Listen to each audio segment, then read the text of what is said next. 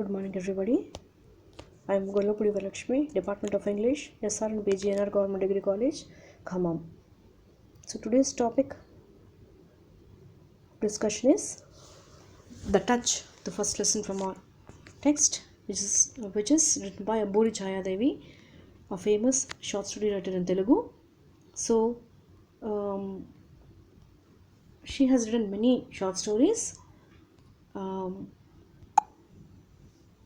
So we will see one such thing today in our class. So Amburi Chaya Devi, she is a very famous Telugu short story writer. Even her, she hails from the family of literates. Her husband is also a writer.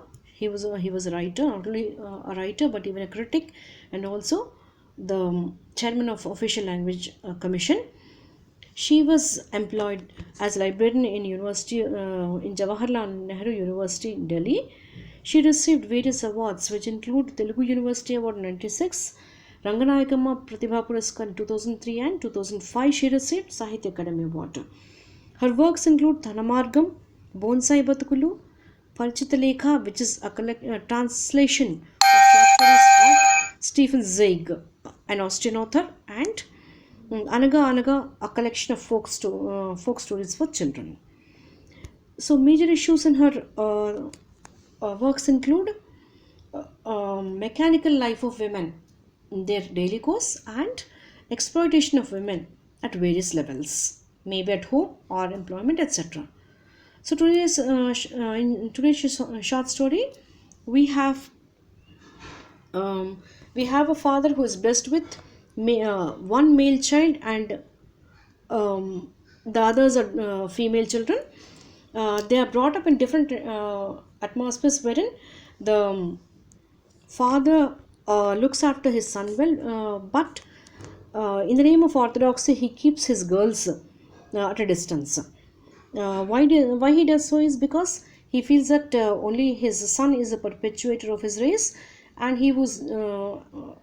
that he is the one who is going to look after him in his old age. Whereas he keeps his daughters away because he feels that they'll be getting married and they'll go off to their in-laws home, and that they are not the perpetuators of his race. So as the times pass by, it happens that the girls get married and they go away, whereas at a very young age itself, his only son passes away. So he's distressed, and in his old now, when the story opens, he's in his 80s, and he wants somebody to come look after him and give a helping hand to him. But then it happens that he will be craving for their love now, because he has only daughters who are alive, but they are far away from him. So one of his daughters, who's a protagonist in today's story, she comes to her father's home because she comes to the town to see her mother-in-law who's sick. So here she meets a father who asks her to come near her. She drags a chair and she sits near him, and he asks her to sit beside him. He takes her hand in his hand, he pats her, and then he makes her feel that he is craving for her love. So that moment when he takes her hand into his hand and asks about her well-being as well as the well-being of her family, she feels very, very delighted. She feels very happy, and she says that even her job, her education, everything on earth is just nothing to her, because all these things are temporary, they go away within no time. But then it is the love and affection of the father which she craved for in her childhood, and she was able to acquire that at least at this age. Now she is very, very happy, and at that time her father asks her to come and stay with him in the town, so that he may also come and stay with her. But unfortunately, now he is craving for her love, though she wants to give it to him, though she wants to live with him. Now she cannot do so because she has another family to look after.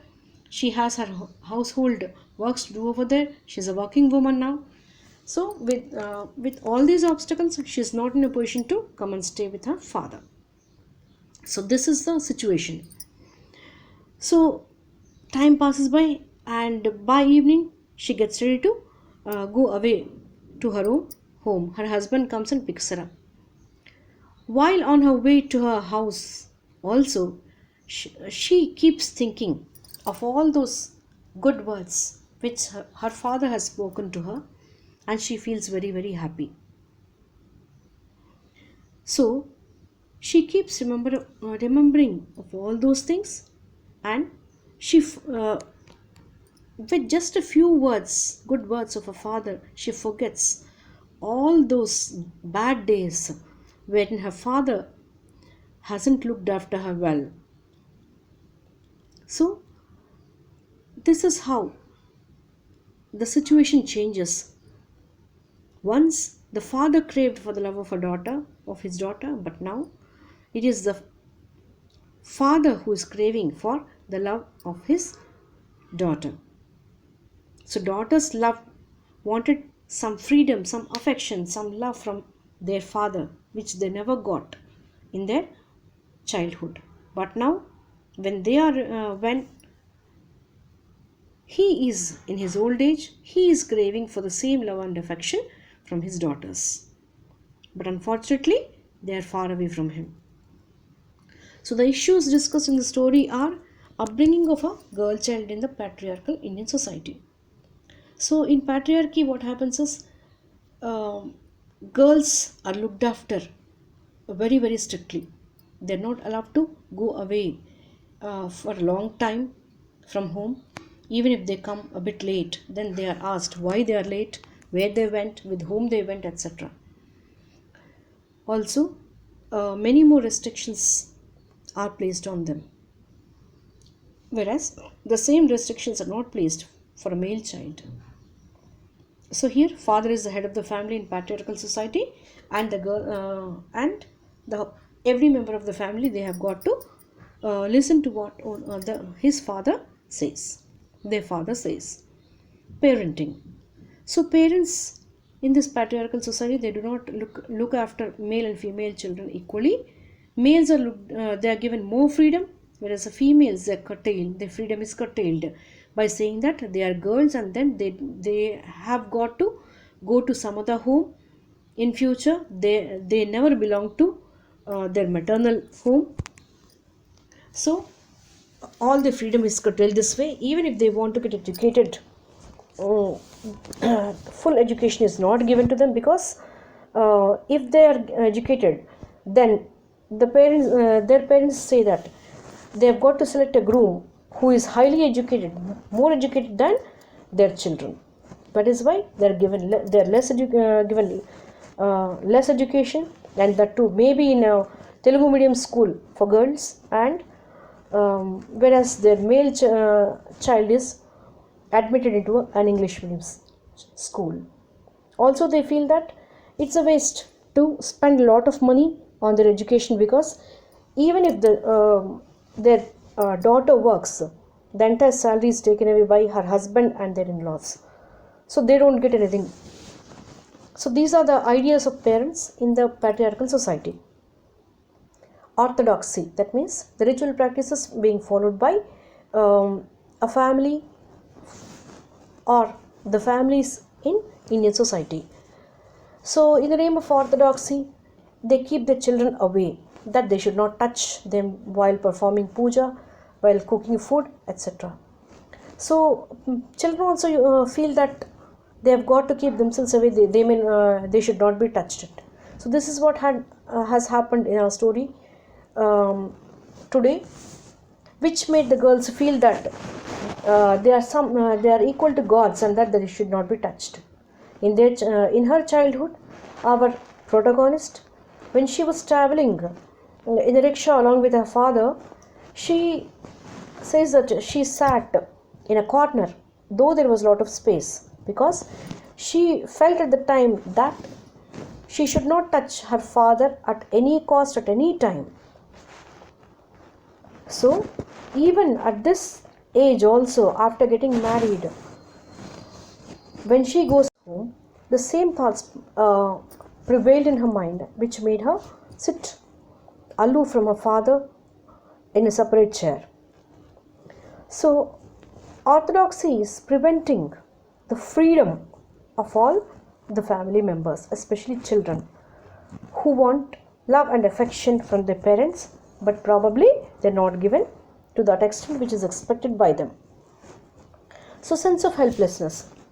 Parents in Indian patriarchal society, they feel that male child is a perpetuator of their family, and that they are the ones who will perform the funeral rites of their parents, and they feel that being the perpetuators of the race and making them free from their eternal bondage, they should be given higher priority.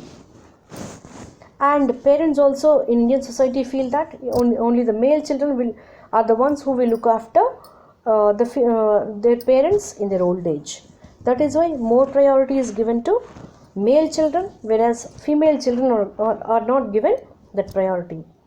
But think about those families where only girls are given birth, or where parents have two or more girls and no boys. Don't they don't you think they may get old? Or don't you think they've got to depend on their daughters? So this attitude of parents should not be there, because whether it is a female or a male child, they have got to look after their parents equally. So parents also should not feel like that. Even the children also should not feel so, because parents, they bring up their children equally, and they have every right to go and stay with whomever they want to. So neither the parents should feel bad about that, nor the children should feel bad about that. So both the parents should feel that it may be a boy or a girl, they are two eyes of theirs.